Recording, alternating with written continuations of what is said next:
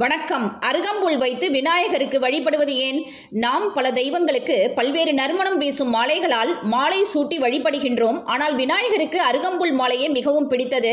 விநாயகர் பூஜை செய்வதற்கு அன்னம், மோதகம், அவுள், பழங்கள் இல்லாது போனாலும் அருகம்புல்லும் தண்ணீரும் இருந்தால் போதும் என்பார்கள். பூதகணங்களின் அதிபதியாக திகழ்பவர்தான் விநாயகர். முழுமுதற் கடவுள், மூலப்பொருளோன் என்று சொல்லி அனைவரும் வணங்குவது விநாயகரையே. விநாயகர் மிகவும் எளிமையான கடவுள். யார் கூப்பிட்டாலும் உடனே ஓடோடி வந்து அருள் புரிவார்.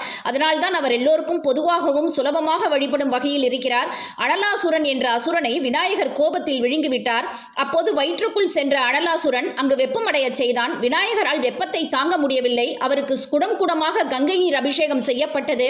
அதனால் எந்த பயனும் ஏற்படவில்லை. இந்நிலையில் ஒரு முனிவர் அருகம்புல்லை கொண்டு வந்து விநாயகரின் தலைமேல் வைத்தார். அவரது எரிச்சல் அடங்கியது. மீதியை அடுத்த பதிவுல பார்க்கலாம். இது போன்ற பதிவு உங்களுக்கு பிடிச்சிருந்ததுன்னா லைக் பண்ணுங்க, ஷேர் பண்ணுங்க, சப்ஸ்கிரைப் பண்ண மறக்காதீங்க. நன்றி.